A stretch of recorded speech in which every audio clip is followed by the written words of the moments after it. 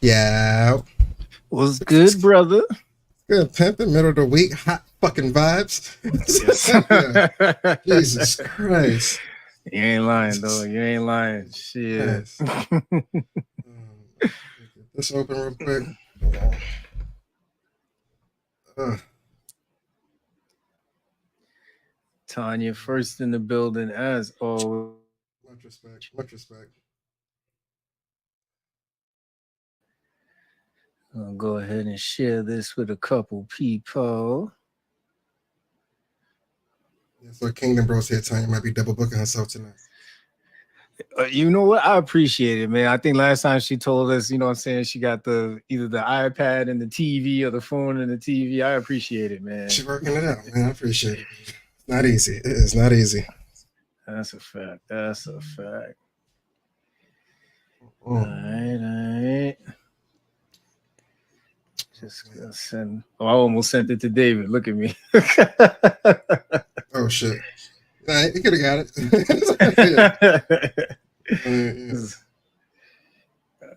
All right. Try one more, and then we Gucci.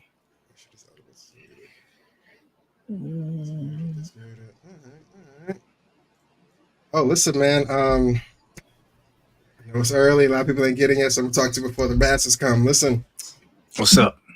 I'm this close to getting rid of all my subscriptions, man. What? It's close. YouTube TV, all them niggas about to go, B. I'm telling you, man. I've been test driving this little Fire Stick thing for like a month, man. Making sure these people ain't watching, man. Yeah, man. I don't think I'm going. As soon as the wife and the kids get familiar with the system, I ain't going back, bruh. My last couple of weeks of this bullshit. Mysterious charges every goddamn 4 weeks on time. All right. That's what's up, man. That's the vibe. Getting free from the subscription prison is a vibe, bro. I appreciate it. That's what's up. Gotta cut costs, man. Gotta cut these costs. That's it. That's it. Price keep going up, man. That's it.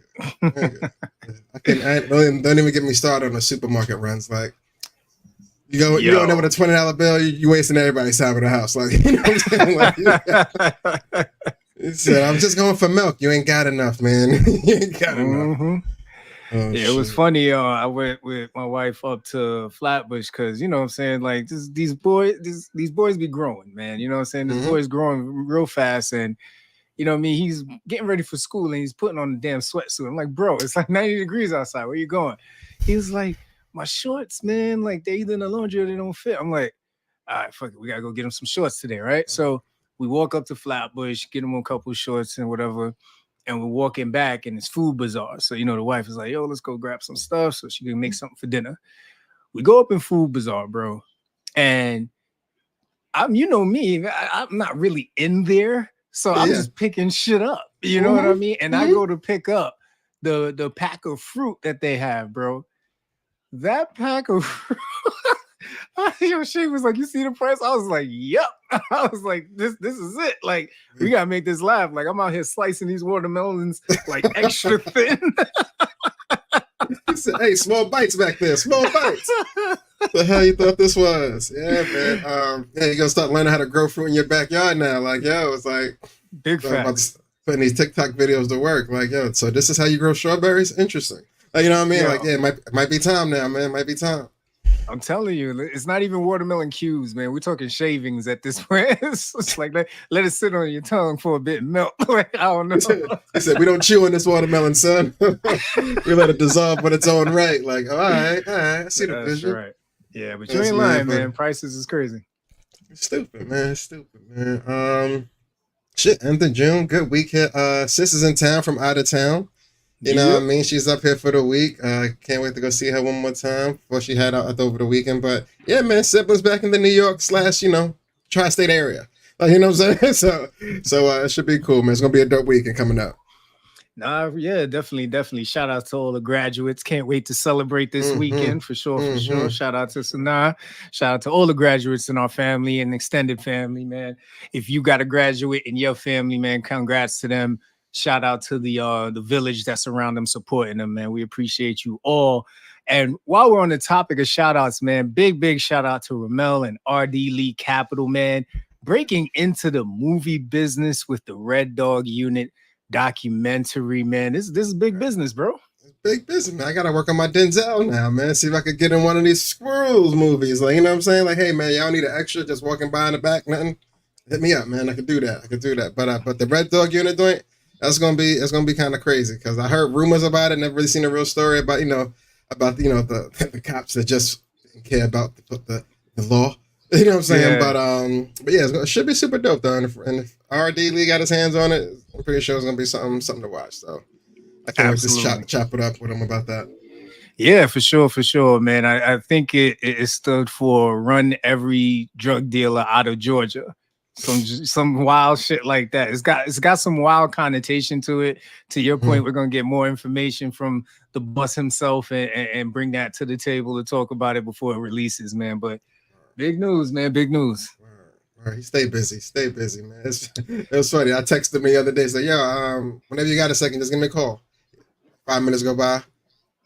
No lie. He calls me. Said, "Yo, what's good, bro? Hey, what's good, bro?"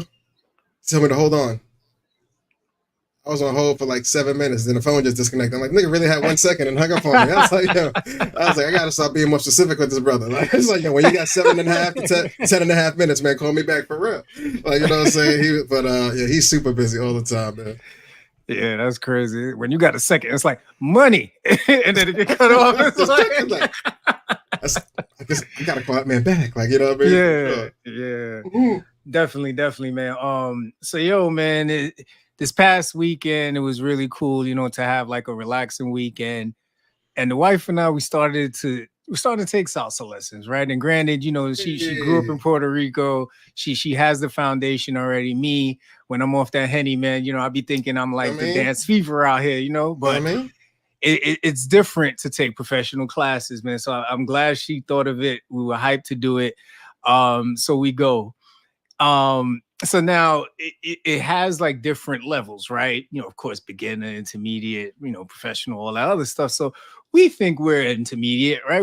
We've been out before. We have some sort of chemistry when we move to salsa music. So we think, intermediate is right in our wheelhouse, right?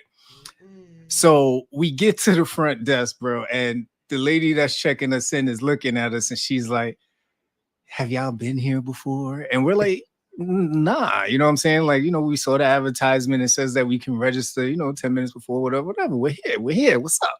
She's like, "Yeah, but they've been like doing this, like they've been dancing together for like a year. So, I don't know if you want to get in with this group." And we're like, "What you mean, man? Like, we know how to move." Like, now my wife is looking at her crazy. Like, she like, "Listen, I'm Puerto Rican. I feel away." You know what I mean? I feel away. Definitely, right? So now, we're there and we're just, trying to sign up. Like, we got the money. We like, "Yo, we are ready. Like, take the money." And I ain't gonna lie to you, man. Like, she gave us the Latina version of Biggie, like warning style. Like, "I don't know if y'all want to try this work, but go ahead, come on in and we'll figure it out," right? So we go in, bro. Immediately we realized why we should have took beginner first. So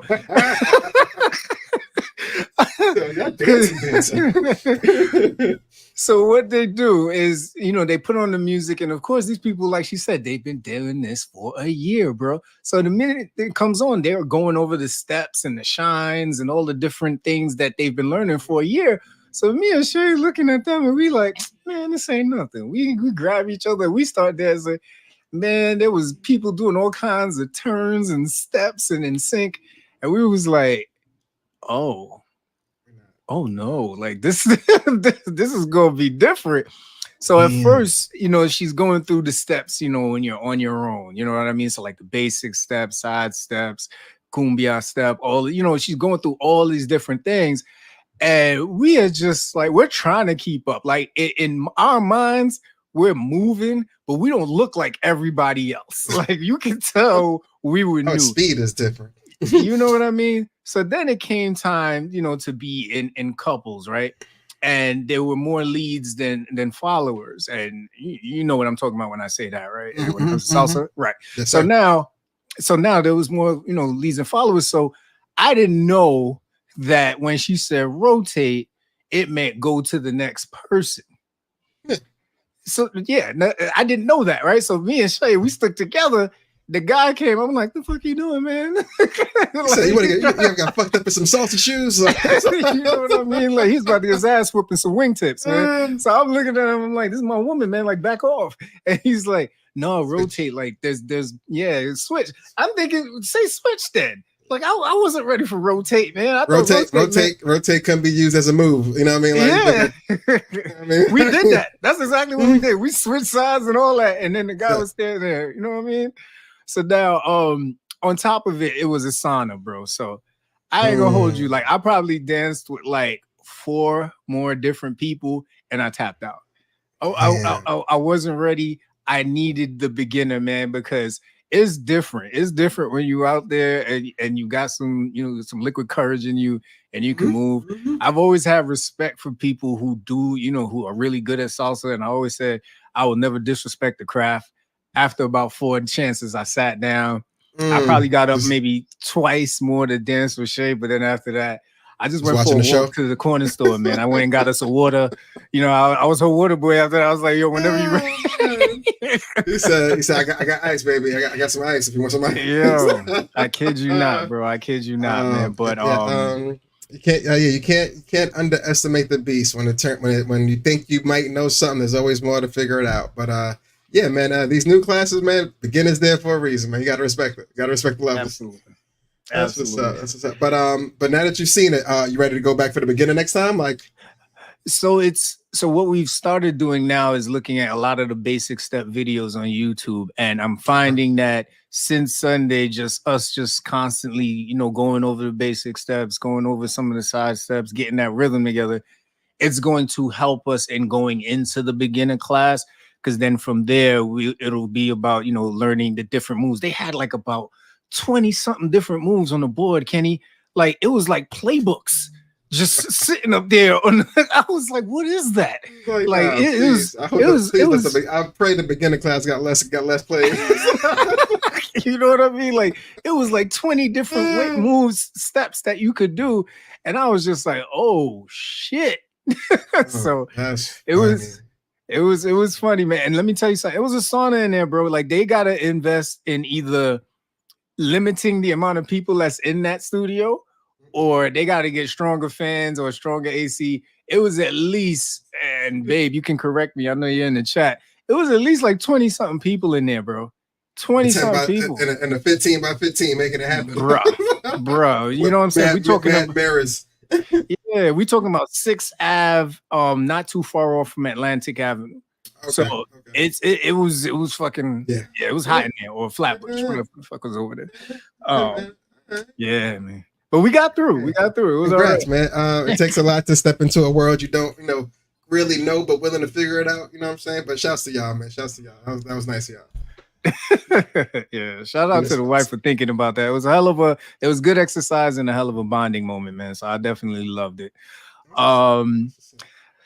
So for this next section, brother, and I love the fact that you dubbed this live double standards, right? There's a lot of typical double standards out there. And the first one I want to get into, shout out to Eb for sharing this post. Should thongs be allowed at the kids' pool? My heart says no. We are around a bunch of kids. You know what I'm saying? But like, all right, let me just be all the way real with you. This is a safe space, right? Safe space. If there's a dude with a thong on, absolutely not. Like, fam, there are children around. You need to get the fuck out of here, bro. This is disrespectful at this point. You got your package out. Well, Frank's over the beans. We don't need to see all that. You know what I'm saying? But if there's a lady with a thong on, granted, something would still be said, but it'll take a few seconds to say it. You know what I mean? It's more like a, ma'am, do you have a cover up or something? That's a lot of stuff you got out here for the kids. We don't need that for the children. You know what I mean? Like, what's your opinion on it? Well, what's your go-to on the thong thing at the beaches? The pools? No, I definitely agree that at the kids' pool there should not be too much revealing of a bathing suit, because it's enough pressure trying to be a loyal black man in your woman's eyes. The minute there is some sort of pound of flesh out there in your direct line of sight while you're trying to be a wholesome father, we don't need that type of pressure at the kids' pool, man. Like we got these ices in the cooler, you know what I'm saying? We just here trying to have a good time with my family, and you just want to go in there. Nah, man, you're disrupting the essence of the kids' pool. Like it's too much. I agree, it's too much. So you're taking all the positive energy we brought here, it's like, and just wasting all the stuff we got here for. Yeah, that's hilarious.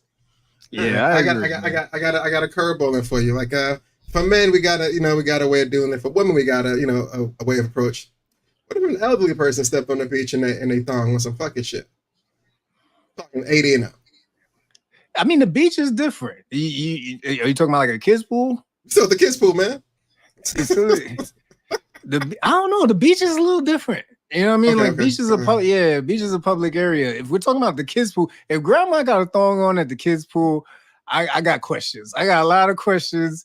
Like, grandma, I think you're trying to live your heyday in the wrong place. You know what I mean? And these new age grandmas, man, I wouldn't put it past them, man. Like, hey, man, they're not as old as they used to be. Exactly. The today grandma. Okay, all right. Yeah. If I seen an elderly though, like grandma, it's a hit or miss depending on the generation. But if it's an elderly, I'm talking 80 and up, man, all woman, I might just be like, yo, they live their life, man. Let that lady rock out, man. I know it's not right. I know the kid shouldn't see it, but he got decades on all of us, man. Let that lady live. That's in the chat. She said, "Let them live their best life." It's true. At that age, you stop giving a fuck. Like I was talking to my mentor the other day. He was like, "Bro, when you hit 60, you just stop giving a f. Like you don't care no more. You just kind of ride the wave of whatever's going on. And if anybody got a problem with you, you really don't care." So I get it. All right, I can rock with that. All right. I got another like a double standard kind of inquiry for you. Talk to me. Listen, as men, we got guy code.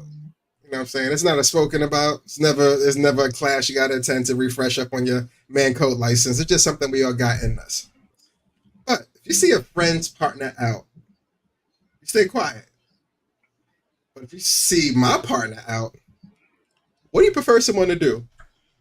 Tell me. Right? I'm like, yo, like if I see something, I ain't saying shit. It's my job not to say shit. You know what I'm saying? I don't give a fuck who you is. Like, yo, we grew up together. Yeah, I know. I saw such and such. Dog, I figured that was like a cousin. I thought they were sitting close, but hey, that wasn't my business. You know what I'm saying? I kept it moving. Yep. But if it's in reverse and you even think that's a cousin, let me know anyway, and I'll let you know it is or it ain't. You know what I'm saying? And I think that's a fucked up double standard. But it's something I live with. I can't. It is what it is, man. We got to die with that one. Yeah, man. Hey, if you're looking for fairness and equity, man, it don't live here. It don't live it don't live in a realm of double standards, man. That's just is the way it is. There's a code, man. There's a code that exists out there, and we all just gotta navigate that in the best way we can. I'm sorry. Navigate. Now here's the caveat. I gotta throw the devil's advocate question for you. Shoot. If you do see the partner's friend out, they come to you like, yo, you ain't seen me. You go affirmative. Keep it moving. But if your friend sees you the next day like, yo, did you see such and such and such and such? Like, if they come with you to specifics, how do you respond now? Like, what are you doing? What are you doing at this moment? Like, damn, you got a place and location. All right. What's your response now? Is guy code still running? What we doing? What you mean? Like, I need clarity. I need clarity on the question, because that's very, like you said, that's very specific. Like, was I at such and such and did I see such and such? Now I feel like you tested me. Mm-hmm, and if we're friends, you shouldn't have to test me. You should just outright be like, yo, bro, I heard such and such was there yesterday. Did you see her? But if you insinuate in the situation, for me, it's just like, what you mean? Like, where'd that come from? You know what I mean? I need more information so I know which way we going with this. You know what I mean? So you're gonna give the common New Yorker response when they go, huh? I heard everything you said. That's right. Say that one more time, slow. See, me personally, like I think I'm good with keeping the information to myself. I could do that part, but if I get questioned about it and you got like half of a fact, damn, I'm not even going. Listen, man, she was there with Pookie, the goon.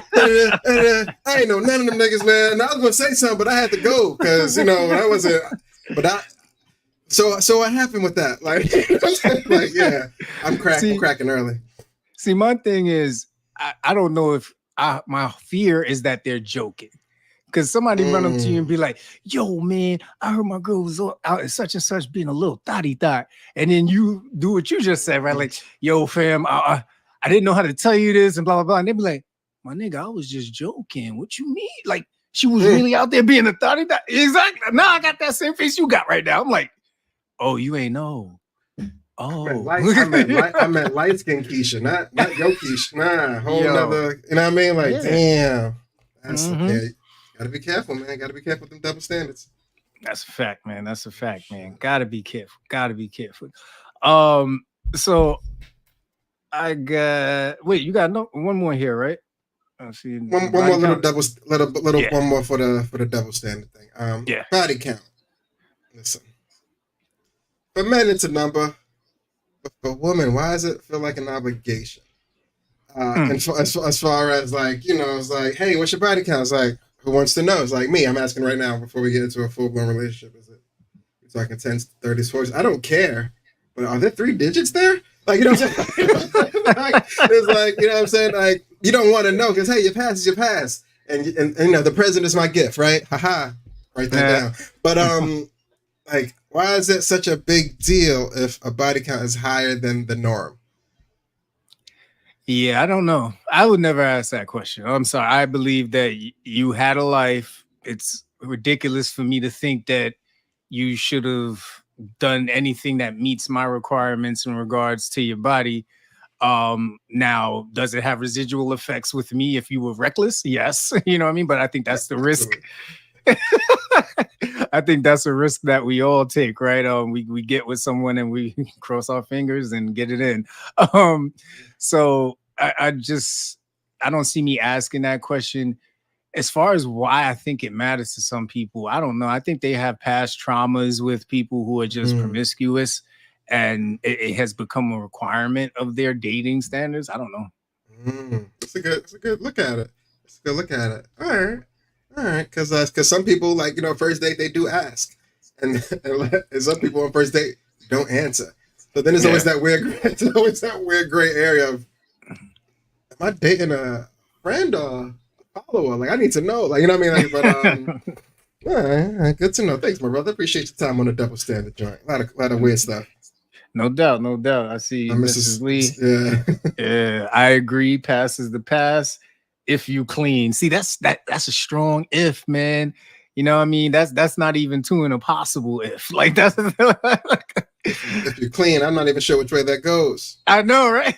I got questions on that one. Please expound. Please expound if you have a moment in the chat. Definitely.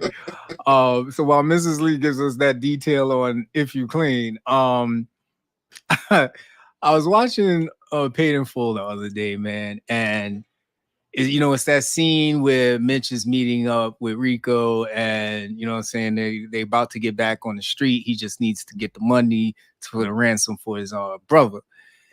And I think we all know what happens in that scene. And I thought to myself, how many times have I watched a movie and in my mind something different was gonna happen this time? Like in my mind this time, Mitch was gonna be smart and be like, nah, I can't trust Rico. He's a wild dog. Let me not meet up with him. Let me do something else. And the other one that came to mind, man, I think of Carlito's Way, right? Like he should have handled Benny Blanco in the alley, man. And at the end, that alley. Yeah, Benny got him.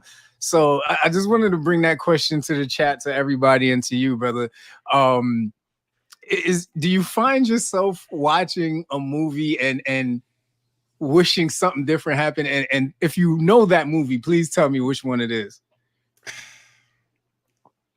I'm not gonna lie, ever since I was young, Lion King, bro. Every time Simba go push his dad after Mufasa push a man off the cliff, I'm like, he gonna wake up this time. I know he is.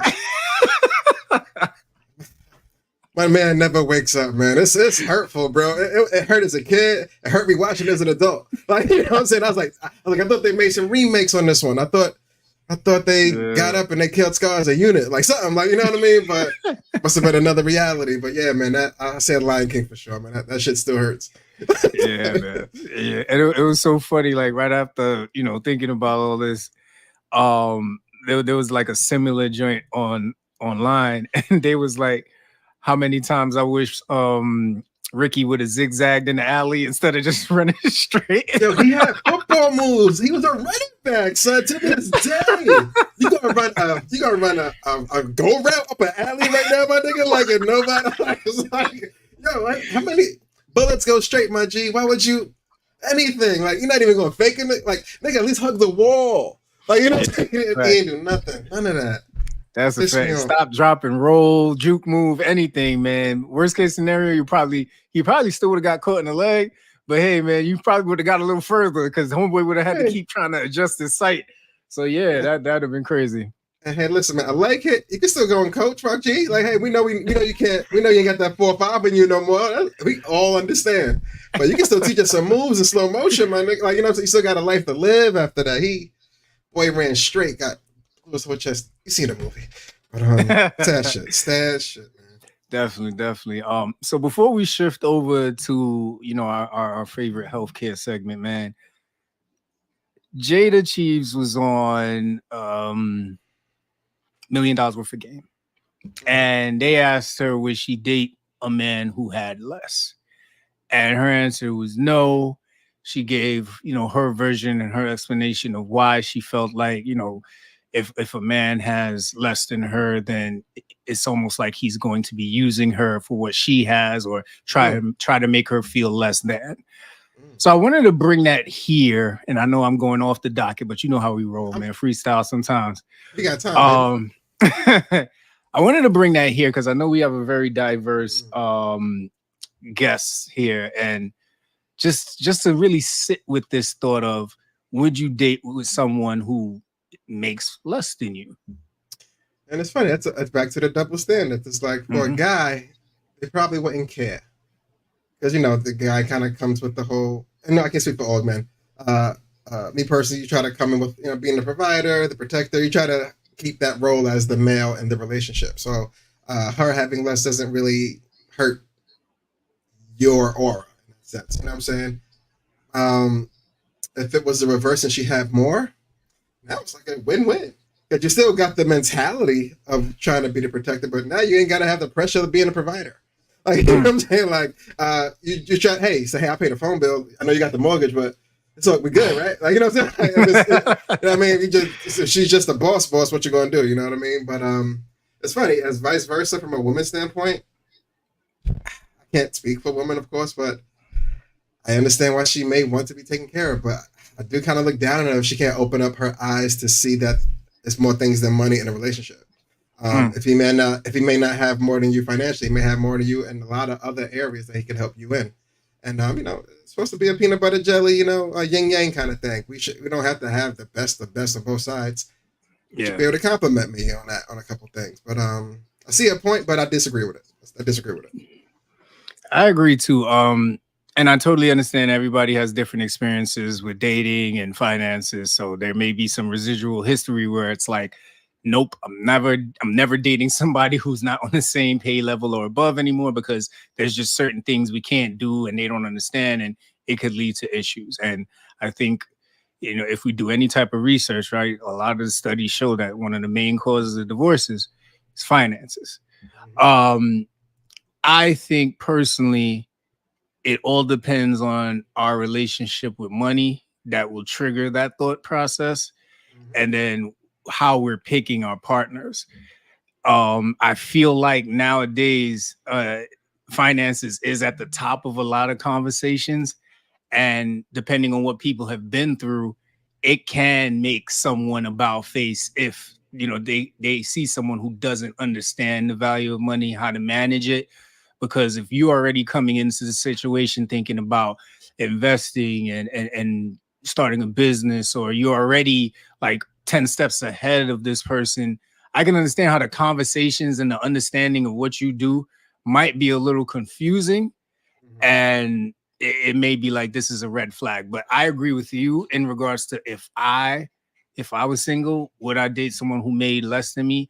I think I would if, all the other boxes were checked, and there could be plenty of reasons why they make less, but their ambition is there to make more. It's just one or two connections that haven't made it yet to really put them in that financial bracket. So I agree with you. Side question, like back in your heyday, would you date someone that possibly worked at McDonald's? Of course, man. I had no concept of what was a good partner in my heyday. I was just looking for the cutest thing out there that, you know what I mean, that at least, had some sort of conversation. So yeah, no, I didn't discriminate. That was what, free $2 meals? Yo, man, that's clutch. That was the first thing I thought about. I was like, what? like any event that wasn't like overweight and fighting like all kinds of illnesses as far as like my sugar levels and shit. Bruh, like, yeah, bring me a number 2 again tonight. Yes, yes. Right. Light on the ice, heavy on the Sprite. Like, let's go. Like, you know what I mean? Like, but you can't, like I said, you can't discriminate. You shouldn't. You got to get to know whoever they are, and how they make money is how they make money. But that's right. How they made money was beneath you. How would you feel about that? This is that area of gray where where I to each their own is my go-to, but to me is a no. You know what I mean? Like I think we all have the right to say to know what we can and can't deal with. And I think that's very grown of someone, right? Mm-hmm. I'm not here to tell anyone what their means of providing and making money should be, because I'm not in their situation. But the one fact, the one right that I do have in this world is to choose not to be a part of your life because it's not for me. I played this scenario in my head about twice, and I didn't like neither outcome. So I'm a Doctor Strange my way up out of this one. I love that. I love can't that. Can't do it. Love you, but I can't do it. Can't do it. He's like, I looked at my mirror, and Doctor Strange didn't give me that. No, I mean, I didn't see any possibilities. Of this working out. That shit went real quick. That's a fact. Oh man, good times. All right, I love when we bring up shit randomly, man. It works out great. All right, y'all. It is that time in the show where we get into some healthcare things, man, and we like to call this part, I'm not a doctor, I just play one here on FCP, man. And we're gonna start off first with what we used to call the Pandalina Spice, man. When we were when COVID was at its height. We used to give little updates about what was going on in the government and the hospital with insurances, with the vaccines, all of that. So now, if you remember, there was a point where if you were sick, diagnosed with COVID, there was something called paid sick leave. I think it was for 14 days for big corporations. For private companies, I think it was 5 days or something like that. You would get paid for the COVID leave. So you didn't have to use your PTO, you didn't have to use your sick time. This was dedicated, allocated time within your company for you to be off while you got better and what's the word? Quarantined from COVID. Mm-hmm. Kathy Hochul is making sure that as of next year, this paid leave will be no more. And I believe for private entities, those ones that give 5 days, I think it's going to be effective immediately, that the paid sick leave for COVID is going bye-bye. Yikes. Hey, man, yeah. I knew there was going to be some sort of recourse from putting the shabash on the old congestion tolling in the city. I knew something was going to happen. I knew it. I was like, yo, I don't know. Listen, man, I'm happy she's not charging niggas, but watch your pockets, man. Something else is going on. You know what I mean? I knew something was going to happen. You know what I mean? But hey, if you got in a big corp, you got 6 more months to get as much COVID as you could. You know what I mean? Knock on wood. You know what I mean? But if you're in them small corporations, hey man, you gotta save them PTOs. Stop saving PTOs. That's diabolical. He said, I'm going to my PCP tomorrow. I need you to diagnose me with COVID every 2 months. Yeah. I need 14 days. Yeah. Quarantine. Lynn 1211. The DOE stopped eyes in April. Dang. Yes, yeah, man. See, some companies did it ahead of time. It's crazy, man. It's crazy. Like to your point, they're coming for all of these little enhancements, these things that will make it easy for people to manage. And I think now, like, there's a rhino version of COVID out there where even when you get better, you're coughing for like a month straight, and they're not smokers, they don't have asthma, there's nothing going on. They just trying to live, and they just coughing the entire time. Like, it's crazy. That's in NYC. You only had the 2 weeks once for COVID. Other states didn't even have that. Damn. Yeah, only Miss Lisa. I'm still coughing. Shit. Like since 2021. Like, what you mean? Like, like, I know, right? We need clarity again, man. I'm still coughing. Now it's only 5 days. Yeah, no, and I know in our health system it was 14 days. But yeah, man, I mean, this stuff is coming in hot, and it's a catch-22, man, because I'm pretty sure people are still catching COVID. But who knows how they're diagnosing it now? Who knows if they're just trying to say, oh, it's just an enhanced version of the flu, you're good. So it's a lot going on, man. And speaking on COVID, they're actually coming for a lot of institutions for fraud with reimbursement for the COVID tests, bro. Yeah, it's always a dollar to be made, man. Yeah, we gave you 50. You only got 10 in stock, but you only distributed 6, man. Where's those other tests at, man? Niggas had to add numbers together. I'm telling you, man. And if you, most of y'all probably remember the little pop-up tents that were everywhere and shit. Those are a lot of those little entities that they're going after, saying, we did the audit and the math ain't math. And man, when did you see all these people? Who are they? Where's the records? It's a lot of shit. They're coming for a lot of shit. Yikes. All right, man. Hope you got your PTOs, man. Hope you got your PTOs in order. Definitely. As Carol said, New Jersey never had that. You got COVID and had no PTO. You don't get paid. Oof, that's diabolical. Shit, no disrespect. I tell you what, hey, if I had enough strength to get in my car and clock in, it's fuck y'all, man. I'm sorry, y'all. So hey, Ken, you don't look too good. I don't feel too good. But why are you here? Out of PTO, brother. Yeah. Bills is due. All right. Yeah, man. So this next one, man, Ozempic, man. You know what I mean? It's doing a lot of really good things for those who have been trying to manage their weight for a long time. We know that it's originally, medicine for those who have diabetes type 2. But now here comes the theorists, the studies, and right now they're talking about the link between Ozempic and gastroparesis. Yes, gastroparesis. So the simplest form of this is it's a slow emptying of the stomach that can cause some serious issues as far as bloating and long-lasting stomach issues. They've been talking about for a long time that, with the increased use of these semaglutides, that it is going to somehow have some long-lasting effect. And that's anything, right? Anything that you take for too long and you're not taking it according to your physician, it can have some sort of impact. But I was waiting for this, man. I was waiting for somebody to start trying to do some studies. They followed one person, and the person had other underlying things going on with them. But, this is coming out the National Institute of Health, where they're starting to do studies around people who have been using this for a significant period of time to see how it's linked to gastroparesis. So I know a lot of people who are right now utilizing this, and it's doing wonders for them. It's doing wonders for their confidence. So going to dig into this a little bit more just to see how far the research goes. What's the focus group? What's the population? Because that matters too, right? What race are they? What comorbidities did they have, or underlying medical conditions? That's very important.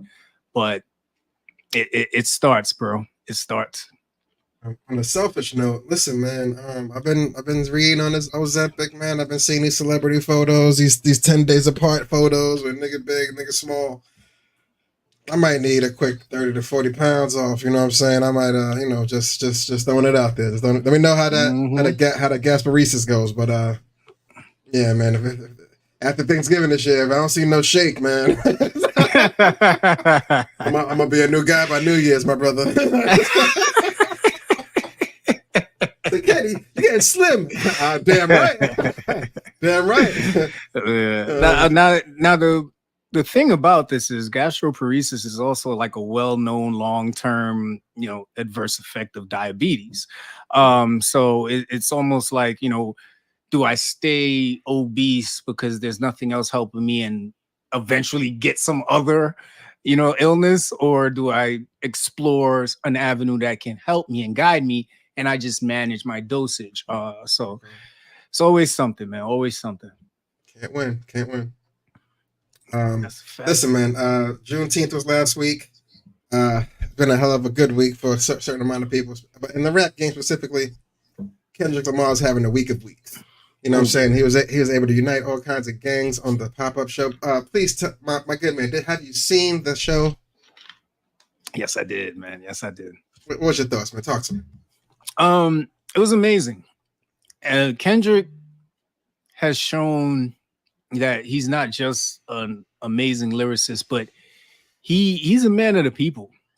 There's just those people, like you look at Jadakiss, you look at Bun B, you look at, these are people that they are in their neighborhoods. You look at Killer Mike, like they are about where they're from, and they are just all about unity, all about being there for the people, and to do it on the legs of going at what is in this generation one of the most popular artists is a hell of a spin, because he made sure that it wasn't about Drake. It was about the simple fact that this hip hop is bigger than what commercialism is trying to do for it.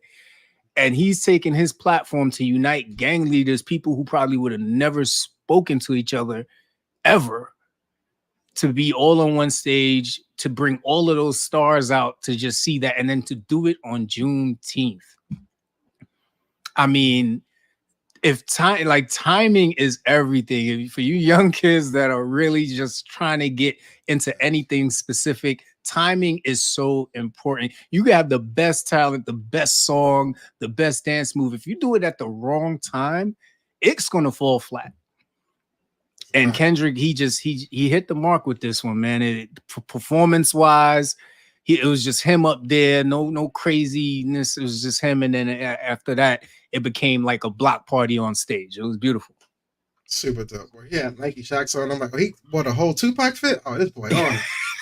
that boy got his California love bag. He got his bag is different right now. He had a chain on and shit. I was like, Kendrick's never with jewelry. This boy is outside. He popping out and showing niggas. I was like, all right. I ain't mad at him. I heard they was shooting a video over the weekend and shit. I was like, oh man, outside. He about to have a whole album roll out off this man back. Whatever. Whatever. Yep. Kendrick on the way. What's up? Mm-hmm. Yeah, man. Yeah, no, it brought back old school vibes, man. It definitely brought back old school vibes, like when Nas brought everybody out of Summer Jam. It brought back the real. And as rap fans, I know we love stuff like that. So it brought chills when I was watching it, man. It was dope. Ain't mad at that. At all. That's a fact, man. So listen, man, right now, yesterday, we honored, and recognized the 15 years since Michael Jackson passed away, man. Definitely talking about his impact, especially on our childhood and probably your childhood if you're listening to us right now. Definitely timeless music. Of course, we've heard about the tumultuous journey he had as a kid, as an adolescent, young adult, and then, of course, the days before his passing. But we like to reflect on, the good things about Michael Jackson. So my question for you is, what's a Michael Jackson song that you think your kids would enjoy as much as you right now? Not to be cliche, but Thriller, just because it came with a dance. Um, like Savannah Kennedy always, following a little TikTok trends as far as the dances and shit. But I think if they learned the Thriller joint, they'd make a whole production out of it. Like they might get makeup and jackets and shit. I'm like, yo, yeah, where'd you get that leather jacket from? Shut up, Dad. Watch this. You know what I'm saying? I'm like, damn. But I think Thriller for sure. Thriller for sure. All right, I would say Thriller too, but just to pick a different one, I would say Bad. And it's just because my son, it's not even because he's a bad kid, but because he likes to scream randomly. So I think he would definitely connect with that song. It's got wild dance moves. It's got this aggressive nature to it. And it's Darius in the song. You know what I mean? So I can definitely see if I played that around him, he'd probably get a kick out of it on his own. Facts. What was the name of the one him and Jay? Was it called Scream? Yeah. Yeah, I think when Lennox get bigger, him and Kennedy might try to do a little reenactment. Because they just be yelling, at each other now. So at least when they get older, you know what I mean, they can start making real words out of it and cursing each other out with some authority, you know what I mean? But yeah, we're going to have to wait and see that. Definitely. Damn, 15 years though. Jesus 15 years, bro. Christ. You remember where you were when you first heard that news 15 years ago? Crazy as it is, I do. I was just entering a bar around my job, and I remember somebody just screaming out loud, Michael Jackson died. And you know how you ear hustling sometimes, you like, it's like Mike Jack. You know what I mean? Like I want my Mike Jack, no. Word. So then of course, I'm calling people, and they're like, yeah, man, like Michael Jackson died. They put the news on in the bar, and you see like they were outside of the house and everything. And I'm like, oh shit. Like it changed the mood of the entire bar. Like everybody stopped drinking. Most of the people went outside. People started crying. Like the whole mood changed. I think the person I was there with at the time, they went home. I went home. Like it almost shut the city down from what I remember. Yeah. Like Andrew was crying on the radio and shit that day. It was a lot that day. When the news first broke with me, I was at Christina's graduation, high school. We were on the bleachers on the football field, hot as hell this day. Start hearing the phone buzz, another phone ring, another phone ring, another phone buzz. Start looking around like, a lot of people's phones going off at the same time. That's weird. Like, you know what I mean? And then you just hear Michael Jackson died. Nigga, what? What you say? like, speak up with your chest. Like, it sound like a threat. What you say? You know what I'm saying? And Ramal was like, yo, Michael Jackson died. We was like, what? Yeah. And we clapped for people in the crowd. We like, oh shit. You know what I'm saying? It was a wild moment. It was a wild moment. But yeah, that was sad. It was a real happy. It was a weird day because we was happy for the moment we were at to see sis going on to college and shit. But we just like anybody but the Thriller, man. But you know how it go, man. Yeah, man. Yeah.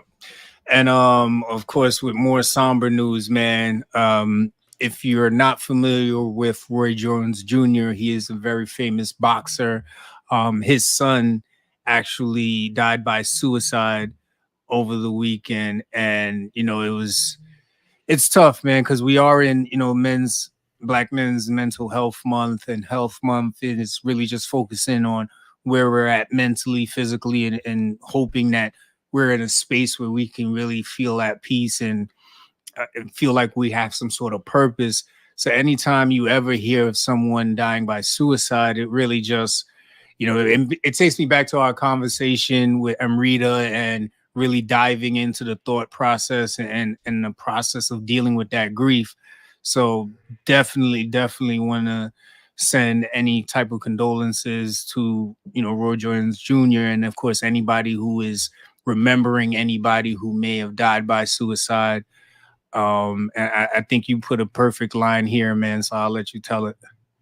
Because he was only 32. So not that any age is a good age to pass away, but 32 is just way too young, in my opinion. But in today's society, as you do get older, unfortunately, like burying a parent is unfortunately a common thing. It's almost like a rite of passage, so to speak, where it's expected. You know what I'm saying? But when it's in reverse and a parent has to bury the child, I can't even fathom it, man. You know what I mean? It's a very different animal to try to embody or keep up with, or even like I can't even console someone in that regard. A parent is one thing, you've seen it, you might be able to talk somebody through it, you still may not know what they're going through, or you may know what they're going through, unfortunately, to get them through it. But when it's in reverse, you just have no words, you just got no words for them, you know what I mean? So shouts to Roy again, to the family, condolences again, but just super unfortunate.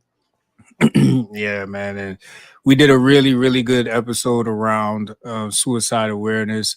You can go to our YouTube page and check it out, man. Shout out to Amrita for, being our guide and our facilitator and really getting down to some of the stigma around suicide and clearly defining good ways, to approach someone who is grieving and really facing the reality of what, a lot of people say, what could I have done better? And I think Amrita really broke it down and said, sometimes there's really nothing you can do. They've made up their mind in that moment that this is what's going to happen. And, it's just one of those things that we always struggle with. So definitely hope everyone is doing good out there with their mental health and taking care of themselves. For sure. All right. So definitely, it's going to be tough to transition to the FCP Sports Corner after that topic. But we are at that point in the show where we're going to get into what's going on in the sports world, man. First of all, going to kick it off with shouting out Sha'Carri Richardson. She is on her way to Paris. Did an amazing job over the last couple of weeks in the meters that she was running. And she continues to rise above, man. They really tried to take her down with that instance. We won't even highlight that right now, but she rose above all of that in the past, and she is really thriving right now. Shouts to her, man. Ever since the little incident, she's been nothing but rocket ship out of here. She took it as a lesson learned, and and pretty much kind of made everybody eat their words that did have some sort of hateful thing to say for her at that time of her life. You know what I'm saying? But shouts to her really turning it around, getting the job done, and doing it well. Big facts. But off of Sha'Carri versus the NCAA, man. The Division One, man. They have officially eliminated cannabis from the banned substances list. If you are a current student who is in the middle of a penalty, whether you are suspended for a little bit or they said a fine might be associated with your fee or some shit like that, all that will be discontinued. It's over for that. I'm happy to hear, but listen, between the Reggie Bush making a few dollars and they were nigging on that, like, yo, my bad, dog. We wasn't paying y'all. We should have paid y'all. Sorry you did that way. And for them, penalizing anyone that might have tested positive for THC or cannabis in their system, was giving out these apologies, man, and the reparations that, that the lives they affected with this little rule that's not really a rule anymore. Like, I always wonder, like, how that works as far as you was guilty of something that's no longer a crime. You know what I'm saying? It's like, what are we doing? Like, you can't give me that time back. So, but my next question, with Sha'Carri going over to Paris for Olympics, having her situation, and now NCAA making their move, do you think the Olympics will follow suit anytime soon? That's tough because of the international implications. Mm-hmm. It'll be interesting to see. Because that's like a bigger committee that you have to convince. Here in the U.S. is different.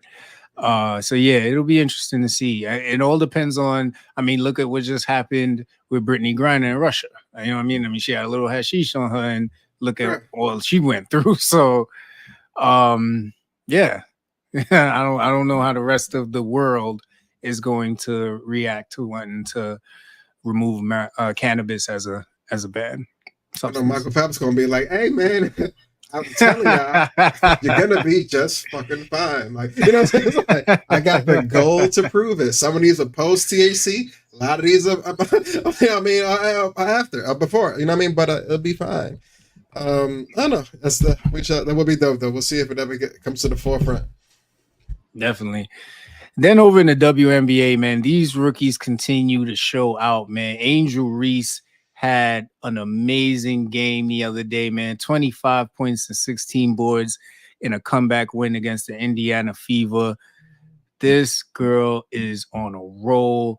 And for everything that they tried to paint her as coming out of college, she is rising above all of it. And it's amazing to see, man. It's amazing to see. I'm looking for that next Liberty game when they play the Sky. I gotta see them come into town and see this live, man. Yeah, it's gonna be dope. It's gonna be dope. She's been kicking ass and taking names. Like, you know what I'm saying? I appreciate that. And I'm not gonna lie, I thought with Cardoza coming back, her role would have got limited a little bit. Because, you know, hey, two towers are better than one.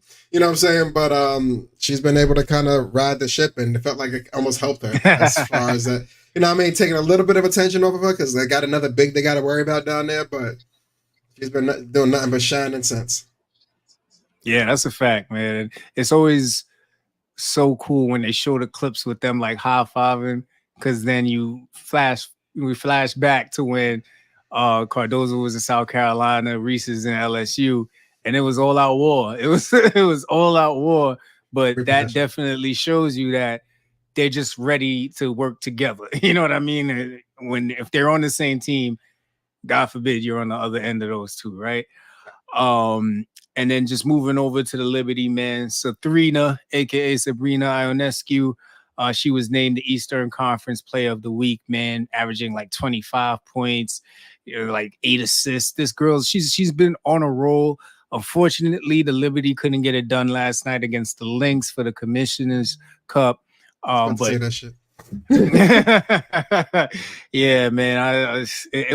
It's tough, man. It's a tough league, man. Like, sports is a tough thing. You could be rolling, and then one night the other team just got it, and you don't, man. Like, facts. It's crazy. It is crazy. I know we said it once, and we'll say it again. But like the WNBA only having 12 teams, it's like every team's an all-star team. Like, you know what I'm saying? But somebody still has to lose these games, so it's weird. You know what I'm saying? It's like, yo, somebody still has to lose these games. But it's a super, super difficult league to get wins in. But shouts to Minnesota. Was it Minnesota who beat them? The Lynx? Yeah, Minnesota Lynx. Yeah. Shouts to Minnesota. They got a tough squad there. I ain't gonna hold you. Definitely good record too. They right there with us. And then shout out to Tanya, man. I know you was announcing who was the number 1 pick in the NBA draft. The NBA draft starts tonight. I think they're probably up to like pick number 7 or something like now, 8. So I mean, it's beautiful. Young fellas who have been working hard their whole life to get to this moment, take care of their families, take care of themselves, live their dream. So shout out to all of those fellas. Shout out to their families. Yo, man, congratulations, man. Don't mess it up. Don't mess it up. I mean, you just wrote the family a ticket, bro. Don't fuck it up. That's it. Generational wealth. Man. Listen, man. The Knicks, man, they keep making you happy. They don't even got a chip yet. You know what I'm saying? But they keep making you happy, man. Yeah. Are you ready to believe? No.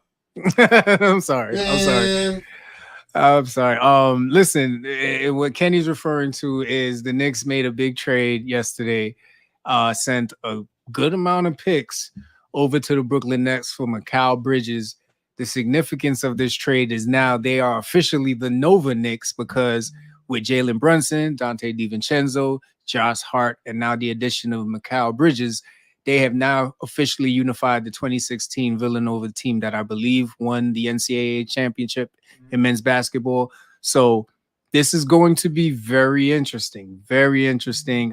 They moved on from Bojan Bogdanovic, and their odds to actually win the 2025 championships went up by 600 points. I believe it's now plus 1,000. Did the Knicks get better? I don't know yet. Because they have a lot of guys that do the same thing. And from what I'm hearing, they are looking to bring back Anunoby on a significant contract. So the question becomes, who comes off the bench? Is it Dante DiVincenzo? Does Josh Hart say, you know what, I'll come off the bench to keep the energy going? What does this mean for Julius Randle's return? Like, there's a lot of questions here where I'm just like, how's this team going to operate? But I was the same one that didn't understand how Kyrie and Luka were going to work. but look at what they did. So who knows? Mm-hmm. Listen, man, and I ain't gonna lie, seeing the Villanova team come back together, if they do win one, they're gonna have to take this whole NBA draft and kind of turn it on its head. If you got the number one pick, we're gonna allow you to pick a first starting five from the NCAA. Whatever team you want, man. Take the first five that was starting on you. If they won a chip, hey, you can get on five. Fuck it. You gotta pay them. But you can get on five. You know what I'm saying? And just have a bunch of veterans on the bench, teach this young core that have been playing together for 2 or 3 years how to play on this level now. That's all. That's it. Should be an easy transition. Look at Villanova. They won a chip in a bit. You know what I mean? But if they do win one with this new squad altogether in the next year or two, it's gonna be something to see, man. Yeah, it could potentially start a trend similar to what you're saying right now. So we'll see. We'll definitely see that. Now, the real kicker here is what would be dope is if the Knicks now have a Villanova inspired jersey. Now that they have all these Villanova players, I think that would be a pretty cool thing for them to pull out at MSG, hopefully during the college basketball season. Got to talk to Ronnie Fig over there. He's the he's the fashion director over there for MSG and the Knicks. So I thought I'd send him a tweet real quick, see if that works out. Yep. Yeah. No, I agree. So then, of course, 5 year, 212. Yeah, man. OG, I don't know, man. I kind of think OG's a better player than Mikal Bridges. I'm sorry. I understood them investing in OG to get Mikal Bridges. To me, that seems like Jalen Brunson pulled a LeBron James. Like, I want my guy. Yeah, that's it. And you're right. OG is the better guy, but they're okay with bringing Villanova dudes off the bench. They've shown that it's working for them, and you can't just win a game with just 5 players anyway. So it's good to have 8, 9 solid people on your squad that's gonna be able to turn this game over when you need it. So OG being there, McCall coming around through him, running with DiVincenzo off the bench, and Hart too. McBride's coming off the bench. It's gonna be fine. I think they're gonna be all right. It's gonna work out, I think. Yeah, we shall see, man. They still got that, that green monster over there in the East, but who knows, man? Maybe stranger things have happened. He said, I don't think he's talking about Milwaukee neither. Jesus Christ. It's fucking bad. Jesus. Oh, man. All right, moving on, man. The Lakers introduced their new head coach, JJ Redick. If you were listening to us the last 2 weeks, we were talking about the UConn coach turning down that big deal that the Lakers tried to give him. I feel like JJ Redick was the target the entire time, and Dan Hurley was a smokescreen for us. But he did the conference. He said his main goal, of course, is winning a championship, bringing that back to the Lakers. He's supposedly done podcasting for now. He doesn't give an F about what anybody thinks about, how he got the job. And, here we are, man, the JJ Redick era. This guy has had the ultimate glow up when it comes to going from just podcasting to analyst and pretty much killing it as an analyst to now going into a head coach. If he can win a chip, man, it becomes what the hell can't this guy do? At this point, he's done it all. Yeah. And I know a lot of people in the media, they've been like, oh, he doesn't have the resume. I'm like, Steve Kerr didn't either. But we let him in. He took care of business, got a quick dynasty out of it, you know what I'm saying? But the proof's in the pudding. We shall see though. We shall see. And I think he'll be fine. Yeah. And this is my favorite part of the show, y'all. You know what I'm saying? There was a big function out in Boston this past week, man. It was a pretty big deal. You know what I mean? It was like confetti everywhere. You know what I'm saying? There was like over like thousands of people lined up in the street, man. Celtics, man. Boston Celtics had to celebrate winning their 18th championship. Let me repeat that. 18th championship, winningest franchise in the NBA. Lakers can take an official backseat to us. So yeah, man, it was a hell of a time, man. A couple things happened out there, man. Jaylen Brown balled so hard he lost his pinky ring. Word on the street is he's giving a handsome ransom reward for the person that returns it. But the most diabolical thing that happened is if you're ever around Madison Square Garden, you're going to see this big billboard. And on that billboard is going to be Jason Tatum. Now, if you were watching the finals when they won the championship, his commercial aired right after they won. And it said, keep disbelieving. And now this big billboard is right up there, right? Is it keep or don't stop disbelieving, right? This big billboard is now up there by Jordan Brand, right in front of the Madison Square Garden. Diabolical genius. Whoever thought of that needs a fucking raise right now. I swear to God. Probably Mike himself, man. Like, he loves the garden. He loves the garden. Like, if he can't play in Chicago, the garden would have been his next stop. Like, you know what I mean? But it probably was MJ himself. He said, "Oh, I got an idea, y'all." He said, "You thought me putting up 50-something in the garden was dope. Watch this move." Like, you know what I mean? But I wouldn't be surprised if MJ walked into the boardroom and he said, "I got one." Yeah, man. Yeah. But then the coolest thing, an underlying thing that you probably didn't know, but there's a St. Louis connection here with the Florida Panthers, who actually just won the Stanley Cup. Mm-hmm. Matthew Tkachuk and Jason Tatum were actually high school friends, and now they both win championships the same year. Small world. What a way to make a long-lasting memory out of a long-lasting friendship. Kudos to them, man. St. Louis on top. Small world.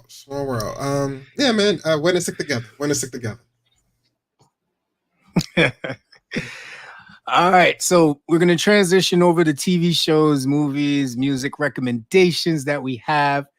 Unfortunately, this week, I will not get the opportunity to thrash House of the Dragon because a certain somebody has not watched episode 2. So the way my Sunday night was set up and my Monday, Tuesday, I didn't get to it. Yeah, whatever, nigga. We don't want to hear that shit. Anyway, we don't want to hear that shit. So listen, we will delay our review of House of Dragon until hopefully next Wednesday. Hopefully his Sunday is set up a little better, which I don't think it will because I think we're all going somewhere this Sunday too. So who knows, guys? So anyway, Jack Reacher, man, I am so mad at all of y'all, including you, Kenny, because I feel like you knew this show was out and you didn't tell me. It's on Amazon Prime. It's been out for a minute now, and it's awesome. It's great. It's a great show, man. Like, it's basically about this guy who's no longer in the military, just kind of doing this like drifter thing and, saving all of these lives and solving all of these issues. But it's actually really cool. The fight scenes are amazing. It's got comedy. It's 2 seasons in, man. I love it. Me and my wife, we ran through that episode, and now we got nothing to watch again, man. It's terrible. Terrible. I ain't gonna lie. Every time I go to Amazon Prime, I see it. And I go for some reason I don't even have the urge to click on it. I'm like, Jack Reacher, hit the Netflix button. Like, you know what I'm saying? I'm just I don't even, that's so weird. Like, all right, now I know. Watch this. Yeah, because I remember watching the original one with Tom Cruise. And it was great. Tom is just like, this isn't Tom. I'm not watching this. And Tom Cruise is Tom Cruise. Anytime somebody tries to remake a Tom Cruise movie, it doesn't go right. So, but we gave it a shot, and it was actually really good, man. Y'all should check it out if y'all haven't. Jack Reacher on Amazon Prime. Watch this. Perfect Match season 2 on Netflix. So there's 2 types of perfect matches. There's the one where they have to go into this booth and, all these algorithms go on and it lets them know if they have a perfect match, right? But this version of it is a little different because it rotates men and women out of the house and you have to match with someone at the end of the night to stay in the house. And this season was a bit interesting. And, I won't spoil the ending, but it was a bit interesting. I thought it has some good spice to it. It has some good flavor. If you're a fan of reality dating, check out Perfect Match season 2. It's not bad. Okay. All right. Jessica Alba. Oh, man. I always thought there was very little that Jessica Alba could do to not make a movie good ever since her day with Honey. Trigger warning on Netflix. the best thing about this movie is seeing Jessica Alba and some of the fight scenes. Other than that, I can't even tell you what this movie was really about. I had that same thought. I was gonna let you know. Hey, I saw this one. Jenna said, "Oh, Jessica's doing something, and she's doing something you wouldn't expect." I was like, "Word." Yeah. Press play. I was like, "Okay." You know what I mean? Depp beginning had her doing some dope military shit. I said, "Okay, all right, Jess, Miss Invisible. Let's see." You know what I mean? But as moving on, like you said, the fight scenes was cool, but then at some point, like, just became like an empty movie, and I was just waiting for the next action scene to happen. Yeah, like, I didn't care about the story anymore. Like, I know, I don't want to ruin it, but somebody passed away. Trying to look into it. Now, corrupt town. I'm like, all right. When's the next fight scene? Like, you know what I'm saying? I was just like, I can't wait for those to happen. And then when the last one happened, I was just like, all right, she's not gonna fight anybody else. I guess that was it. But it was I'll say that it was a very good action movie. Yeah. So it's it was, man. It was. Listen, man, I gave you a recommendation last week. I don't know why you're talking about you ain't got no shows to watch. You know what I'm saying? Like, I don't have Apple TV. Is it no Apple TV? Yeah, I think it's Apple TV. Yeah, I don't have Apple TV, bro. That's the one subscription I said no. And everybody in the house, everybody got an Apple device in the house. And you just like, he said, nah. He said, we got Apple Music, we got Apple Movies, but we ain't doing TV, nigga. It's like, nope, not doing it. But listen, today they let the season finale release, and I know Jen is back a few episodes, so I'm gonna have to go take a long bathroom break and catch it on myself in the bathroom one of these days and see how it ends the series. But really good show, really like it. All right. I respect it, man. All right, before we get up out of here, man, any closing thoughts? Listen, it's hot. Stay cool, stay hydrated out there. Listen, man, summer's coming up. A lot of barbecues you have to probably go to. Yo, man, don't be scared to squeeze that salad in on the weekdays, man. Get it in. Get 1 or 2 in. You know what I'm saying? Throw a little bit of grilled chicken on top, light on the Caesar sauce. You know what I'm saying? Just get some roughage in your life. You know what I'm saying? Get the veggies in, man. Fruit too. Fruit's good too. As long as you're not expensive. But get some fruit too. Get some fruit too. Yeah. What you got for us on the way out tonight? Oh man, so listen, we're officially approaching the half-year mark. It's almost the end of June, man, and that may mean different things for all of you. They have that saying, time flies, man, and it really does. And I always like to look at it as, time flies, but then we have the goals that we set in life, and those are our destinations. And it's up to us as pilots to, take control of those flights, and so that we can spend more time determining the destinations, so we can enjoy the things we love and fulfill our purpose, instead of just being stuck in autopilot all the time. And I think the good part about life is, if you ever find yourself occasionally stuck in autopilot, it's okay, because the beauty is you can acknowledge it, and you can always flip the switch at any time. Is there turbulence? Of course, that's expected in the journey of life. It can be rough. Will there be days where it's just a hell of a storm and you just feel like you're surviving? Absolutely. But I think we all have that courage. We all have that fight in us to really make the most of every day. So if you haven't gotten to half of the things that you've planned to start this year, I don't know what you're planning to do tomorrow, but I suggest you throw 1 or 2 of those things in there. And like my friend Frank Pabone likes to say all the time, man, it's either one day or day one. You choose. Words of wisdom from my man, Senor Lee. That's a fact. Yeah, man. Nike been telling you for years, man, just do that shit. Just do it. Just do it. You wear the shoes. Facts. You got a sweater too, man. Just go do it. Just go do it. Big facts. But listen, man, we appreciate all y'all. Thank y'all all for, tuning in today, man. We know you could have been doing anything. It's hot as shit out there. The kids are officially out of school, I believe, for everybody now. So they're going to be waking up tomorrow hungry. I'm like, oh, yeah, no. Go back to sleep, bro. Like, you're not even on my schedule yet. You know what I'm saying? Oh, that's man. a fact. That's a fact, man. So, make sure y'all pack y'all patience, man, because they're gonna be crashing them Zoom meetings. They're gonna be raiding the fridge, raiding the snack boxes, all that, man. It's about that time of the year, man. So my prayers are with y'all, especially y'all that have 2 or 3. Man, they all hungry. They all hungry, man.